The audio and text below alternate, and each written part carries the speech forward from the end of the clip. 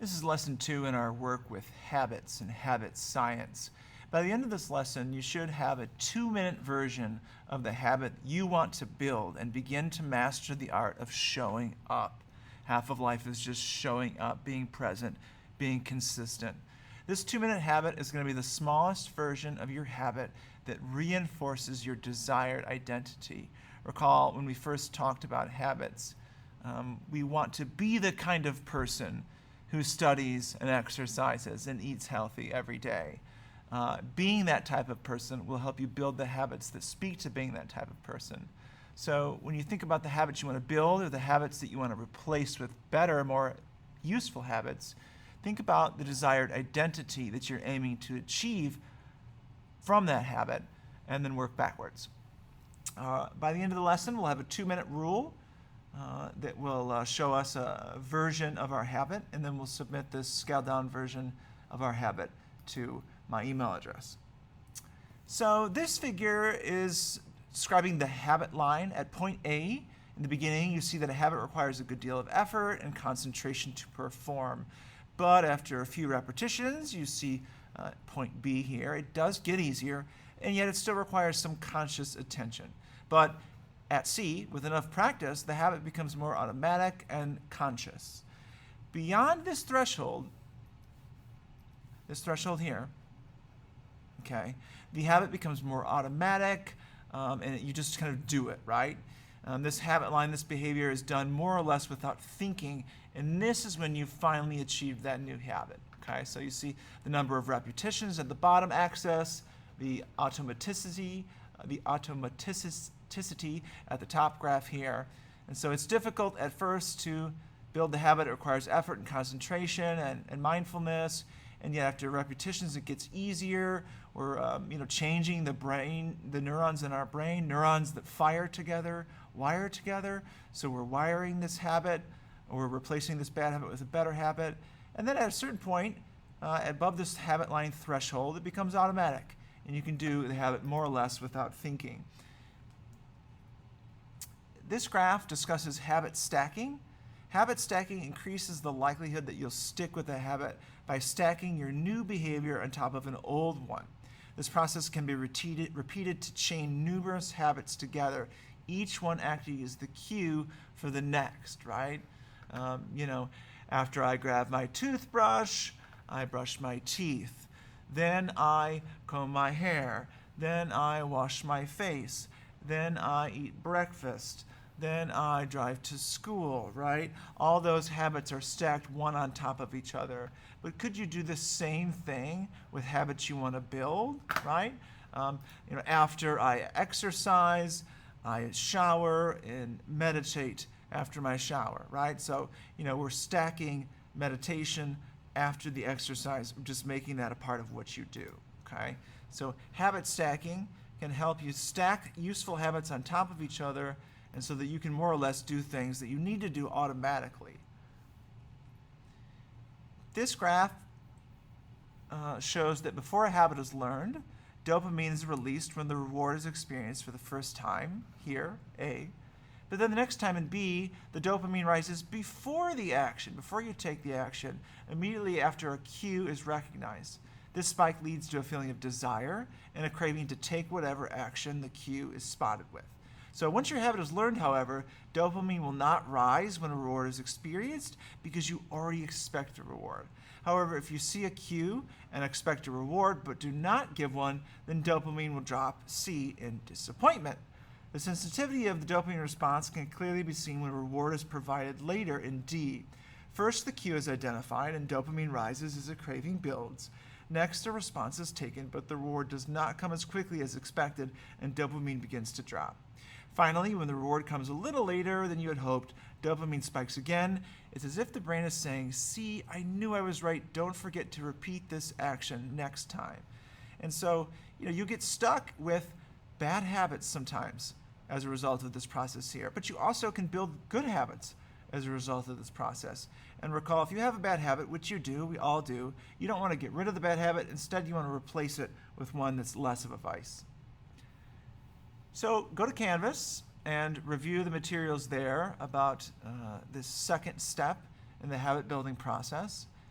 And you'll see on Canvas that you're going to eventually build a 2-minute version of your habit that reinforces your desired identity with a clear and specific implementation intention for adding this into your day routine. So you can use this template and then fill in the information here and then save it as a PDF and send it to me, or you could fill it out, take a screenshot, or you can just write all this on an email to me, or you can just write all this in a Google Doc and send it to me. Your choice. Okay.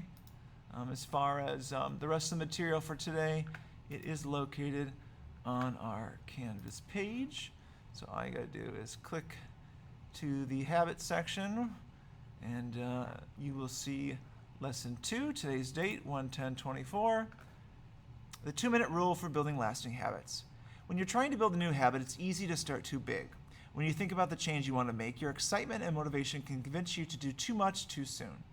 Everyone's heard things like start small, take baby steps, but even when you know you should start small, it's still easy to start too big. This is why I've recommended one place to start when building a new habit. I would recommend choosing a habit that's easy as possible to perform. The most effective way to do this is to follow the 2-minute rule, which states that when you start a new habit, it should take less than 2 minutes to do. In the last lesson, you chose a habit that you will cast votes for your desired identity.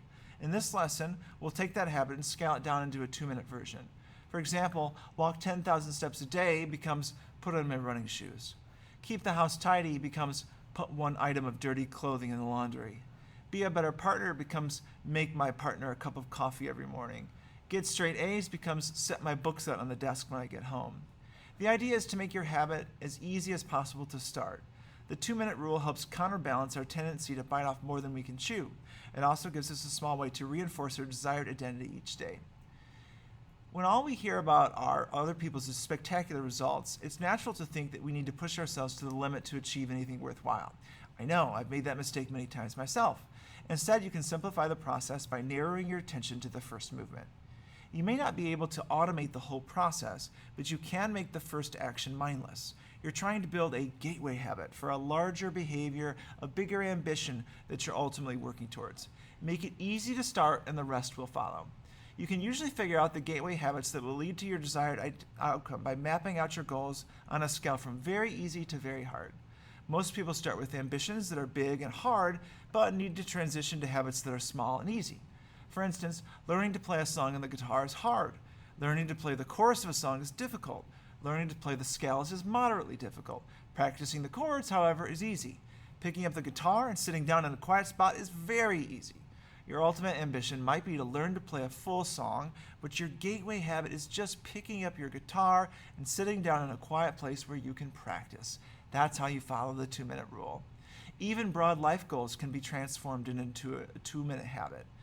Wanting to live a healthier life may be your ultimate ambition, but then you can ask, what do I need to live a healthy life?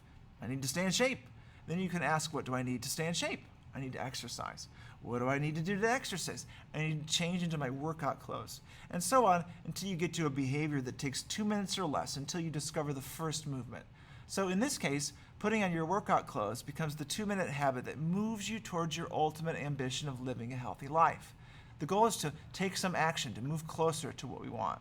Or wanting to have a happy relationship with your girlfriend or boyfriend may be the ultimate ambition, so you have to ask, what do I need to have a happy relationship? You need to be a good partner. Then ask, how do I be a good partner? You could do something each day to make your partner feel cared for, something that makes their life easier. How could you make your partner's life easier?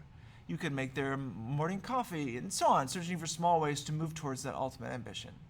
People often think it's weird to get hyped about putting on your shoes or placing one item of clothing in the laundry basket or making one small cup of coffee or setting your books out on the desk. But the point is not to do 2 minutes of work and then never do anything else. The point is to master the art of showing up.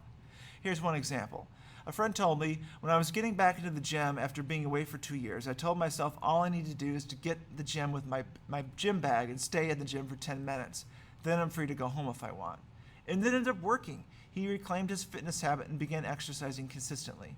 The truth is, a habit must be established before it can be improved. If you can't learn the basic skill of just showing up, then you have little hope of mastering the finer details.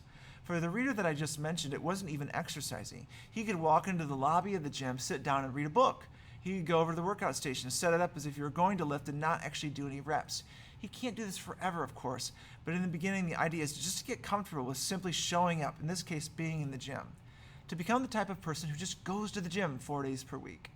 As author James Clear says in Atomic Habits, standardization before optimization. Make it the standard in your life, then later we can worry about doing it better. Strategies like this work for another reason too. They reinforce the identity that you want to build that we talked about in Lesson 1.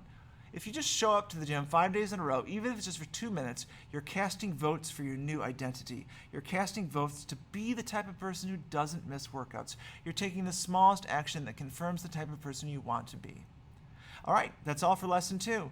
To show me that you've made some progress, complete this assignment. Create a 2-minute version of the habit you want to build and begin to master the art of showing up for that 2-minute habit. The 2-minute habit is the smallest version of your habit that reinforces your desired identity. Use this template to write down your 2-minute scaled-down version of your habit, then share it to me on a doc, as a saved PDF, screenshot, or just email it to me for credit. If you want to work on ahead or look at more, here's additional resources.